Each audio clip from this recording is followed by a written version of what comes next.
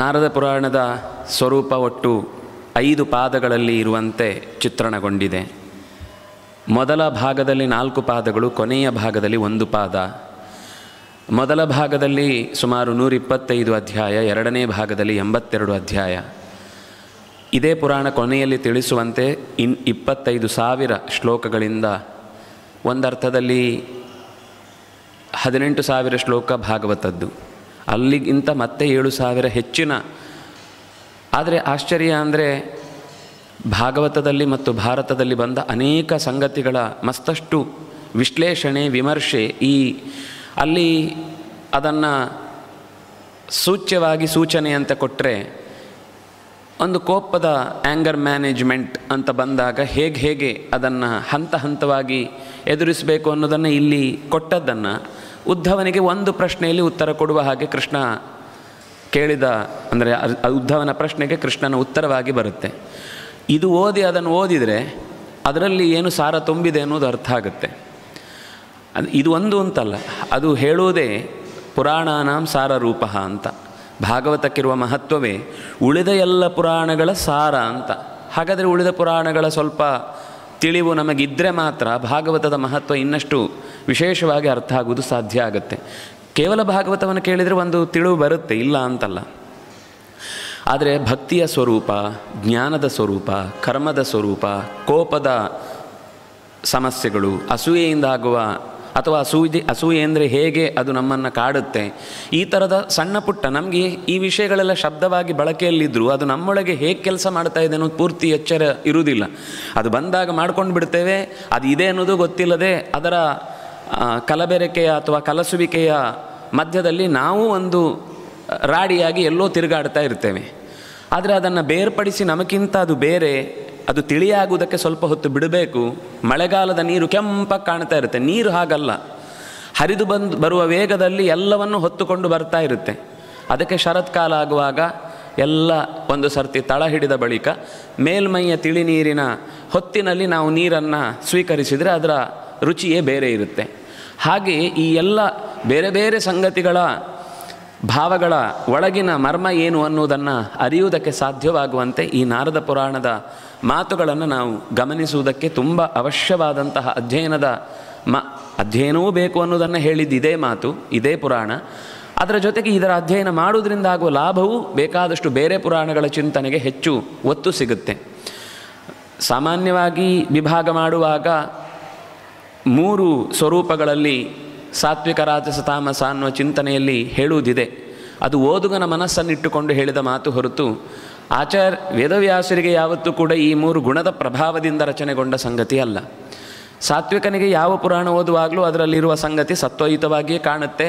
ಯಾವುದನ್ನು ಅನುವಾದಿಸಿ ಓದಬೇಕು, ಯಾವುದನ್ನು ಪರಿಹರಿಸಿ ಓದಬೇಕು ಅನ್ನೋದು ಇಷ್ಟು ಎಚ್ಚರ ಇದ್ದೇ ಓದಬೇಕಾಗುತ್ತೆ. ಅದು ಓದ್ತಾನೆ ಕೂಡ. ಆದರೆ ಈ ಪುರಾಣದಲ್ಲಿರುವ ಇದು ಸಾಮಾನ್ಯವಾಗಿ ಹೀಗೆ ಓದುಗನಿಗೂ ಅತ್ಯಂತ ಕಷ್ಟಕರವೆನಿಸದ ರೀತಿಯ ಸರಳವಾದ ಸೂತ್ರಗಳನ್ನೇ ಹೊತ್ತು ನಾರಾಯಣನ ಪಾರಮ್ಯವನ್ನು ಪರಿಚಯಿಸುವ ಅನೇಕ ಕಥೆಗಳು ಇಲ್ಲಿ ಬಂದು ಹೋಗ್ತವೆ. ಭಕ್ತಿಯ ಪ್ರಾಧಾನ್ಯ, ಉಳಿದ ದೇವತೆಗಳ ಸಹಾಯಕತನ, ಸೃಷ್ಟಿಯ ವೈಚಿತ್ರ್ಯ, ಆ ವೈಚಿತ್ರ್ಯವನ್ನು ಹೇಳುವಾಗ ಬೇರೆ ಪುರಾಣಗಳಲ್ಲಿ ಬಂದ ಸೃಷ್ಟಿಯ ಕಥೆಯನ್ನೇ ಇಲ್ಲಿ ಹೇಳುವಾಗಲೂ ಅದರಲ್ಲಿರುವ ಕೆಲವು ಏರಿಳಿತಗಳನ್ನೇ ಇದು ಬಹಳ ಚೆನ್ನಾಗಿ ನಿರೂಪಣೆ ಮಾಡ್ತಾ ಹೋಗುತ್ತೆ. ಆ ತಿಳಿವು ಕೂಡ ಹಂತ ಹಂತವಾಗಿ ಸೃಷ್ಟಿ ಅಂತನ್ನೋದು ಒಂದು ಸರ್ತಿ ರಚನೆ ಆಯಿತು ಅಂದರೆ ಅದು ಹಾಗೇ ಇರುತ್ತೆ ಅಂತಲ್ಲ. ಒಂದೇ ವಿಷಯ 10 ಬಾರಿ ಮಾಡಿಫೈ ಆಗ್ತಾ ಹೋಗುತ್ತೆ ಸೃಷ್ಟಿ ಅಂತಂದರೆ. ಒಂದೇ ಸರ್ತಿ ಸೃಷ್ಟಿ ಆಗೋದಿಲ್ಲ. ದೇವತೆಗಳು ಹಾಗೆಯೇ ಹಲವು ಬಾರಿ ಸೃಷ್ಟರಾಗ್ತಾರೆ. ಚಂದ್ರನ ಮನಸೋ ಜಾತಃ, ಮನಸ್ಸಿನಿಂದ ಹುಟ್ಟಿದ ಅನ್ನುವ ಮಾತು ಇದೆ. ಚತುರ್ಮುಖನ ಕಡೆಯಿಂದಲೂ ಹುಟ್ಟಿ ಬರ್ತಾನೆ, ಅತ್ರಿಯ ಮಗನಾಗಿಯೂ ಹುಟ್ಟಿ ಬರ್ತಾನೆ, ಸಮುದ್ರದ ಮಥನದಲ್ಲಿ ಚಂದ್ರ ಎದ್ದು ಕಾಣ್ತಾನೆ. ಹೀಗೆ ಹಲವು ಬಾರಿ ಚಂದ್ರನ ಉದಯದ ಮಾತುಗಳನ್ನು ನಾವು ಕೇಳ್ತೇವೆ. ಅಂದರೆ ಹೀಗೆ ಎಲ್ಲ ದೇವತೆಗಳಿಗೂ ಕೂಡ ಹಲವು ಬಾರಿ ಹಲವು ಮುಖಗಳಲ್ಲಿ ಹಲವು ಅಭಿಮಾನಿತನವನ್ನು ಹೊಂದುವ, ಹಲವು ಅಧಿಕಾರವನ್ನು ನಡೆಸುವ ಕಾರಣದಿಂದ ಹಲವು ಸ್ಥಾನಗಳನ್ನು ನಿಯಂತ್ರಿಸುವ ಶಕ್ತಿಗಳ ಎನಿಸಿ ಹುಟ್ಟಿ ಬರ್ತಾರೆ. ಅಂತಹ ಸೃಷ್ಟಿಯ ಅನೇಕ ಮುಖಗಳ ಪರಿಚಯವನ್ನು ಇದು ಕೊಡ್ತಾ ಹೋಗುತ್ತೆ. ಇನ್ನೂ ಮುಖ್ಯವಾಗಿ ಮುಂದೆ ಮೋಕ್ಷ ಧರ್ಮದ ಅನೇಕ ಮಾತುಗಳು ಬರ್ತವೆ. ಮಹಾಭಾರತದಲ್ಲಿ ಬರುವ ಆ ಶಾಂತಿ ಪರ್ವದ ಒಂದು ಭಾಗವಾಗಿ ಮೋಕ್ಷ ಧರ್ಮ ಪರ್ವ ಏನಿದೆ ಅದು ಸುಲಭದಲ್ಲಿ ಅರ್ಥೈಸಿಕೊಳ್ಳಲಿಕ್ಕೆ ಆಗುತ್ತೆ ಅಂತಿಲ್ಲ. ಮೇಲ್ನೋಟದ ಒಂದು ಅರ್ಥ ಆಗುತ್ತೆ, ಆದರೆ ಅದು ಅಷ್ಟೇ ಅರ್ಥವನ್ನು ಹೊತ್ತಿರುವಂಥದ್ದಲ್ಲ. ಅಂತರಂಗದ ಆಳವನ್ನು ನಮಗೆ ಪರಿಚಯಿಸುವಂತಹ ಮಾತುಗಳೇನಿವೆಯೋ ಅದೇ ಮುಖದ ಅನೇಕ ಚಿಂತನೆಗಳು ಇಲ್ಲಿಯೂ ಕೂಡ ಭೃಗು ಭಾರದ್ವಾಜರ ಸಂವಾದವಾಗಿ ಜನಕ ಮತ್ತು ಋಷಿಗಳ ಸಂವಾದವಾಗಿ, ಅದರಲ್ಲೂ ಮುಂದೆ ಜನಕ ಮತ್ತೊಮ್ಮೆ ಶುಕಾಚಾರ್ಯರ ಜೊತೆಗೆ ಭೇಟಿಯಾಗಿ ಮಾತುಗಳನ್ನಾಡುವುದಿದೆ. ಅಲ್ಲೂ ಕೂಡ ಅನೇಕ ಕಥೆಗಳು ಬರ್ತಾವೆ. ಅಂದರೆ ಈ ಧರ್ಮ ಅಂತ ಬಂದಾಗ ಅದರಲ್ಲಿ ಆಪದ್ಧರ್ಮ ಇದೆ, ಧರ್ಮ ಅಂತ ತುಂಬ ಮಾತುಗಳನ್ನು ಹೇಳ್ತಾರೆ. ಗೃಹಸ್ಥ ಧರ್ಮವೇ ಒಂದು ರೀತಿ, ಯತಿ ಧರ್ಮವೇ ಒಂದು ರೀತಿ, ಬ್ರಹ್ಮಚರ್ಯ ಧರ್ಮಗಳೇ ಮತ್ತೊಂದು ರೀತಿ, ಹೀಗೆ ಹಲವು ಬಗೆಯ ಧರ್ಮಗಳನ್ನು ಪರಿಚಯಿಸಿಕೊಡುವಂತಹ ಮಾತುಗಳು ಈ ಪುರಾಣದ ಉದ್ದಕ್ಕೂ ಮತ್ತೆ ಮತ್ತೆ ಮತ್ತೆ ಮತ್ತೆ ನಮ್ಮ ಇದೆಲ್ಲವೂ ಎಲ್ಲ ಕಾಲದಲ್ಲಿಯೂ ನಡೆಸಲಿಕ್ಕಾಗುವಂಥದ್ದು, ಎಲ್ಲ ವ್ಯಕ್ತಿಗಳೂ ಆರಾಧಿಸಲಿಕ್ಕಾಗುವಂಥದ್ದು, ಎಲ್ಲ ಸ್ಥಿತಿಯಲ್ಲೂ ಕಾಯ್ದುಕೊಳ್ಳಬೇಕಾದದ್ದು ಅನ್ನುವ ಮುಖಗಳನ್ನು ಇದು ಪರಿಚಯಿಸುತ್ತೆ.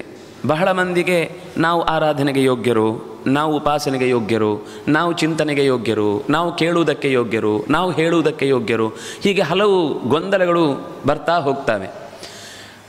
ಭಗವಂತನಲ್ಲಿ ಭಕ್ತಿ ಇದೆ ಅಂದರೆ ಭಗವಂತನ ಉಪಾಸನೆ ಮಾಡಲಿಕ್ಕೆ ಯಾರಿಗೂ ಕೂಡ ತಡೆ ಇಲ್ಲ. ಇದು ಒಂದು ಎಲ್ಲದರ ಸಾರರೂಪ. ನಾವು ಪ್ರಾಣಾಯಾಮ ಮಾಡ್ಬೋದಾ ಅಂತ ಯಾರೋ ಕೇಳ್ತಿದ್ರು. ಮೂಗಿದ್ರೆ ಮಾಡಬಹುದು ಅಂತ. ಯಾಕೆಂದರೆ ಪ್ರಾಣಾಯಾಮ ಅನ್ನೋದು ಉಸಿರು ಒಳಗೆ ಈಗ ಹೋಗ್ತಾ ಬರ್ತಾ ಇರೋದು ಪ್ರಾಣಾಯಾಮನೇ. ಆದರೆ ಅದನ್ನು ನಾವು ಸರಿ ಗಮನಿಸ್ತಾ ಇಲ್ಲ ಅಷ್ಟೇ. ಪ್ರಾಣಾಯಾಮ ಪೂರ್ಣ ಆಗೋದು ಯಾವಾಗ ಅಂದರೆ ಅದು ನಮ್ಮ ಗಮನದಲ್ಲಿದ್ದಾಗಬೇಕು. ಸುಮ್ಮನೆ ಮೂಗಲ್ಲಿ ತೂತಿದೆ ಅಂತ ಗಾಳಿ ಒಳಕ್ಕೆ ಹೊರಕ್ಕೆ ಹೋಗ್ತಾ ಇದೆ ಅಂದರೆ ಅದಕ್ಕೆ ಅರ್ಥ ಇಲ್ಲ, ಅದು ಪ್ರಾಣಾಯಾಮ ಆಗಲಿಲ್ಲ. ಅದರ ಮೇಲಿನ ಹಿಡಿತ, ಅದರ ಮೇಲಿನ ನಿಗಾ ಇರುವುದೇನಿದೆ ಇದು ಪ್ರಾಣಾಯಾಮದ ಸ್ವರೂಪ. ಪ್ರಾಣಾಯಾಮ ಅಂದರೆ ಮೂಗು ಮುಚ್ಚಿ ಮೂಗು ತೆಗೆದು ಅರ್ಧ ಬಿಟ್ಟು ಅರ್ಧ ಗಾಳಿ, ಇದು ಒಂದು ಪ್ರಾಣಾಯಾಮದ ವಿಧ.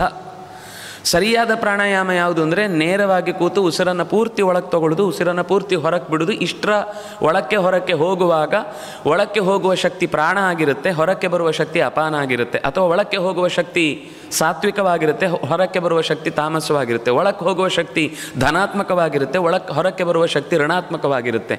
ಹೀಗೆ ಒಂದು ಯಾಕೆ ಇದು ನಮಗೆ ಇವತ್ತಿನ ಭಾಷೆಯಲ್ಲಿ ಹೇಳೋದಾದರೆ ಒಳಕ್ಕೆ ಹೋಗುವಾಗ ಆಮ್ಲಜನಕ ಇರುತ್ತೆ, ಹೊರಗೆ ಬರುವಾಗ ಇಂಗಾಲದ ಡೈಆಕ್ಸೈಡ್ ಇರುತ್ತೆ.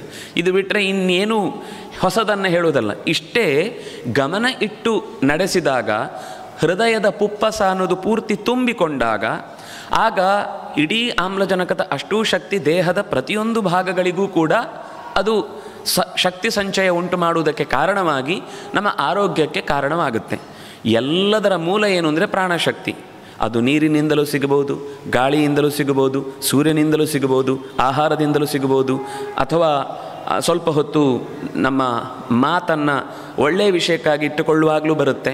ದೊಡ್ಡವರ ಜೊತೆಗೆ ಹತ್ತಿರದಲ್ಲಿ ಓಡಾಡುವುದರಿಂದ ಬರುತ್ತೆ, ಅವರಿಗೆ ನಮಸ್ಕರಿಸುವುದರಿಂದ ಬರುತ್ತೆ, ಯಜ್ಞಯಾಗಾದಿಗಳಲ್ಲಿ ಭಾಗವಹಿಸುವುದರಿಂದ ಬರುತ್ತೆ.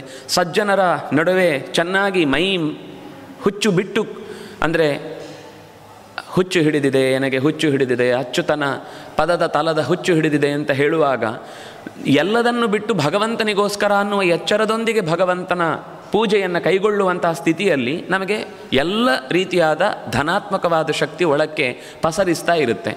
ಈ ಪಸರಣೆಗೆ ಅಪೇಕ್ಷೆ ಪಡುವವನು ಈ ಎಲ್ಲ ಕರ್ಮಗಳನ್ನು ಮಾಡಬಹುದು. ಕೆಲವೊಂದು ಸಂದರ್ಭದಲ್ಲಿ ಕೆಲವನ್ನ ಹೀಗೆ ಮಾಡಿ, ಈ ಕಾಲಕ್ಕೆ ಮಾಡಿ, ಈ ಕಾಲಕ್ಕೆ ಮಾಡಬೇಡಿ ಅಂತ ಹೇಳೋದಕ್ಕೂ ಅವ್ರ ಹತ್ರ ಕಾರಣ ಇರುತ್ತೆ. ಕಾಲದ ಕೆಲವೆಲ್ಲ ನಿಯಮಗಳನ್ನು ಪಾಲಿಸುವುದರಿಂದ ಕೆಲವು ಕಾಲದ ದೋಷಗಳು ನಮ್ಮ ಕಾರ್ಯವನ್ನು ಬಂಧಿಸುತ್ತೆ. ಕೆಲವು ದೈಹಿಕ ಸ್ಥಿತಿಗಳು ನಮ್ಮನ್ನು ಆ ಕೆಲಸ ಬಿಟ್ಟು ಬೇರೆದನ್ನು ಮಾಡ್ಕೊಳ್ಳಿ. ಈಗ ಮದ್ದು ಎಲ್ಲದಕ್ಕೂ ಒಳ್ಳೆಯದು ಅಂತ ಎಲ್ಲರಿಗೂ ಒಂದೇ ಥರ ಮದ್ದು ಕೊಡಲಿಕ್ಕಾಗೋದಿಲ್ಲ. ತಲೆನೋವು ಬಂತು, ಎಲ್ಲದಕ್ಕೂ ಒಂದು ಮಾತ್ರೆ ತೊಗೊಂಡ್ಬಿಡೋದು. ನಮಗೇನು ಅನಿಸುತ್ತೆ ಅಂದರೆ ಆ ಕಾಲಕ್ಕೆ ತಲೆನೋವು ಹೋಯಿತು ಅಂತ. ವಸ್ತುತಃ ತಲೆನೋವು ಹೋಗೋದಲ್ಲ, ತಲೆನೇ ಹೋಗೋದದು. ಯಾಕೆಂದರೆ ತಲೆನೋವು ಅನ್ನೋದು ಅಜೀರ್ಣದಿಂದಲೂ ಬಂದಿರಬಹುದು, ಉಸಿರಾಟದ ಪ್ರಕ್ರಿಯೆಯಲ್ಲಿ ಸರಿಯಾದ ಆಮ್ಲಜನಕ ಸಿಗದೇ ಇರುವುದರಿಂದಲೂ ಬರಬಹುದು, ಅಥವಾ ತುಂಬ ತಲೆ ಬಿಸಿ ಮಾಡಿಕೊಂಡು ಟೆನ್ಷನ್ ಮಾಡಿಕೊಂಡು ಯಾವುದೋ ವಿಷಯಕ್ಕೆ ತುಂಬ ಏನೋ ನಾನೇ ಮಾಡಬೇಕಾದದ್ದು ಆಗ್ತಾ ಇಲ್ಲ ಅನ್ನುವ ಒತ್ತಡ ಬಂದಾಗಲೂ ತಲೆನೋವು ಬರುತ್ತೆ. ತಲೆನೋವು ಬರಲಿಕ್ಕೆ 100 ಕಾರಣ ಇದೆ, ಒಂದೆರಡು ಕಾರಣ ಅಲ್ಲ. ಆಯಾ ಕಾರಣದ ಮೂಲ ಬೇರನ್ನು ಗಮನಿಸಿ ಕೊಡಬೇಕಾದದ್ದು ಮದ್ದು ಅನ್ನೋದು ಹೇಗೋ ಹಾಗೆ ನಮ್ಮ ಸ್ಥಾನಮಾನಗಳಿಗೆ ನಮ್ಮ ಇತಿಮಿತಿಗಳನ್ನು ಅರ್ಥೈಸಿಕೊಂಡು ಆಯಾ ಕರ್ತವ್ಯವನ್ನು ಬೇರೆ ಬೇರೆ ಸಂದರ್ಭದಲ್ಲಿ, ಇಲ್ಲ ಅಂದರೆ ಸಾವಿರಾರು ಥರದ ನಾಮಗಳನ್ನು ಯಾಕೆ ಹೇಳಬೇಕು, ಸಾವಿರಾರು ಥರದ ಮಂತ್ರಗಳನ್ನು ಯಾಕೆ ಹೇಳಬೇಕು. ಮುಂದೆ ಸುಮಾರು ಅಧ್ಯಾಯಗಳು ಪೂರ್ತಿ ಮಂತ್ರ ಅನುಸಂಧಾನದ, ಮಂತ್ರ ಯಂತ್ರ ತಂತ್ರಗಳ ಸ್ವರೂಪ. ನಮಗೆ ಈ ಶಬ್ದ ಕೇಳಿದಾಗ ಏನೋ ಒಂದು ಭಯ ಅಂತ ಅನಿಸುವ ರೀತಿಯಲ್ಲಿ ಕಾಣುತ್ತೆ. ವಸ್ತುತಃ ಅದು ಚೂರಿ ಇದ್ದ ಹಾಗೆ, ನೀವು ಹೇಗೆ ಬಳಸ್ತೀರಿ ಅನ್ನೋದ್ರ ಮೇಲೆ ಡಿಪೆಂಡು. ವೈದ್ಯನ ಕೈಯಲ್ಲಿ ಸಿಸರ್ ಇದ್ದ ಹಾಗೆ. ಅದು ಕಳ್ಳನ ಕೈಯಲ್ಲಿದ್ದರೆ ಹೊಟ್ಟೆ ಕೊಯ್ದವನು ತನ್ನ ಸ್ವಾರ್ಥಕ್ಕೋಸ್ಕರ ಕೊಯ್ತಾನೆ, ಅವನನ್ನು ಕೊಲ್ಲಬೇಕು ಅನ್ನೋ ಯೋಚನೆ ಇರುತ್ತೆ. ಅದೇ ಆಯುಧ ವೈದ್ಯನ ಕೈಯಲ್ಲಿದ್ದರೆ ಹೊಟ್ಟೆಗೆ ಚೂರಿ ಹಾಕಿದ್ರು ಅವನನ್ನು ಸ್ಟೇಜಲ್ಲಿ ಕರೆದು ನಮ್ಮ ಪ್ರಾಣ ಉಳಿಸಿದ ಮಹಾನುಭಾವ ಅಂತ ಗೌರವಿಸ್ತೇವೆ. ಕೊಯ್ದದಿಬ್ಬರೂ ಕೂಡ, ಆದರೆ ಇಬ್ಬರ ಉದ್ದೇಶ ಬೇರೆ ಬೇರೆ. ಯಾವಾಗಲೂ ಇಂಟೆನ್ಷನ್ ಅನ್ನೋದು ಬಹಳ ಮುಖ್ಯ ಆಗುತ್ತೆ ಹೊರತು ಕ್ರಿಯೆ ಅನ್ನೋದು ಅದೊಂದು ಆ್ಯಕ್ಷನ್, ಅನ್ನೋದು ಮಿಯರ್ ಆ್ಯಕ್ಷನ್ ಅಷ್ಟೇ. ಅದಕ್ಕೇನು ನಾವು ಅದಕ್ಕೆ ಅರ್ಥ ಕಲ್ಪಿಸಬೇಕಾದ ಅವಶ್ಯಕತೆ ಇಲ್ಲ. ತಪಸ್ಸು ಒಂದು ತಕ್ಷಣ ಎಲ್ಲ ದೊಡ್ಡವರಲ್ಲ. ರಾವಣನೂ ತಪಸ್ಸು ಮಾಡಿದ್ದಾನೆ, ಕುಂಭಕರ್ಣನೂ ತಪಸ್ಸು ಮಾಡಿದ್ದಾನೆ, ಹಿರಣ್ಯಕಶಿಪುನು ತಪಸ್ಸು ಮಾಡಿದ್ದಾನೆ, ವೇನನೂ ತಪಸ್ಸು ಮಾಡಿದ್ದಾನೆ. ಕೃಷ್ಣರಾಮರ ಎದುರುಗಡೆ ಬಂದ ಎಲ್ಲ ರಕ್ಕಸರು ಕೂಡ ಸಾವಿರಾರು ವರ್ಷಗಳ ಕಾಲ ತಪಸ್ಸು ಮಾಡಿದವರೇ. ತಪಸ್ಸು ಅನ್ನುವುದು ಅವನಲ್ಲಿರುವಂತಹ ಗುಣವನ್ನು ಹೆಚ್ಚಿಸುವುದು ಸಾಧ್ಯ ಇಲ್ಲ. ತಪಸ್ಸಿನ ಪರಿಣಾಮ, ಉದ್ದೇಶ ಏನು ಅನ್ನುವುದು ಇಟ್ಟುಕೊಂಡು ಅವರು ಪ್ರಕೃತಿಗೆ ವಿರುದ್ಧವಲ್ಲವೋ ಅವರ ತಪಸ್ಸಿಗೆ ಅರ್ಥ ಇದೆ. ಪ್ರಕೃತಿಗೆ, ಭಗವಂತನಿಗೆ, ಭಕ್ತರಿಗೆ ವಿರುದ್ಧವೋ ಅವರು ಶಿಕ್ಷೆಗೆ ಅರ್ಹರಾಗ್ತಾರೆ. ಅದರಿಂದಾಗಿ ಇಲ್ಲಿ ಅಕ್ಷರಗಳ ಬಳಕೆಯ ವಿಷಯದಲ್ಲಿ ಅನೇಕ ಮಾತುಗಳು ಬರ್ತವೆ. ಒಟ್ಟಂತೂ ಸಮಗ್ರ ಸಾರವನ್ನು ಸಂಗ್ರಹಿಸುವ ದೃಷ್ಟಿಯಿಂದ ನಾನು ವಿಷಯದ ಬಿಟ್ಟು ಹೋಗುವಿಕೆ ಆಗಬಾರ್ದು ಅಂತ ಮೊದಲೊಮ್ಮೆ ಅದರ ಸಂಗ್ರಹವನ್ನು ಹೇಳ್ತಾ ಇದ್ದೇನೆ. ಮುಂದೆ ಅಂದರೆ ಮಂತ್ರಗಳ ಸಂಗ್ರಹದ ಜೊತೆಗೆ ರುಗ್ಮಾಂಗದನ ಚರಿತ್ರೆ ಅಂತ, ಇದು ಈ ಪುರಾಣದಲ್ಲಿ ಸುಮಾರು 37-38 ಅಧ್ಯಾಯಗಳಲ್ಲಿ, ಅಂದರೆ ಕಥೆಯ ದೃಷ್ಟಿಯಿಂದ 37-38 ಅಧ್ಯಾಯ. ಅದಕ್ಕೆ ಸಂಬಂಧಪಟ್ಟಂತೆ ಮುಂದೆ ಅಂದರೆ ಒಂದರ್ಥದಲ್ಲಿ ಎರಡನೇ ಭಾಗದ 5ನೇ ಪಾದ ಪೂರ್ತಿ ಅದು ರುಗ್ಮಾಂಗದನ ಕಥೆಗೆ ಮೀಸಲು. ಆದರೆ ಬಹಳ ಅಚ್ಚರಿ ಏನು ಅಂದರೆ, ನಮಗೆ ಇವತ್ತು ಶಿಕ್ಷಣದ ಕ್ರಮದಲ್ಲಿ ಅವನು ರಾಜನೀತಿ ಓದಬೇಕು ಅಂದರೆ ಅದಕ್ಕೊಂದು ಪ್ರತ್ಯೇಕ ಟೆಕ್ಸ್ಟು, ಅದಕ್ಕೊಂದು ಪ್ರತ್ಯೇಕ ಅಧ್ಯಾಪಕ, ಅದಕ್ಕೊಬ್ಬ ಪ್ರತ್ಯೇಕ ಪರೀಕ್ಷೆ, ಅದಕ್ಕೆ ಆ ಪಾಸಾಗಿದ್ದಾನೆ. ಮನಃಶಾಸ್ತ್ರ ಬೇರೆಯೇ, ಸಸ್ಯಶಾಸ್ತ್ರ ಬೇರೆಯೇ, ಪ್ರಾಣಿಶಾಸ್ತ್ರ ಬೇರೆಯೇ, ಎಲ್ಲ ಬೇರೆಯೇ.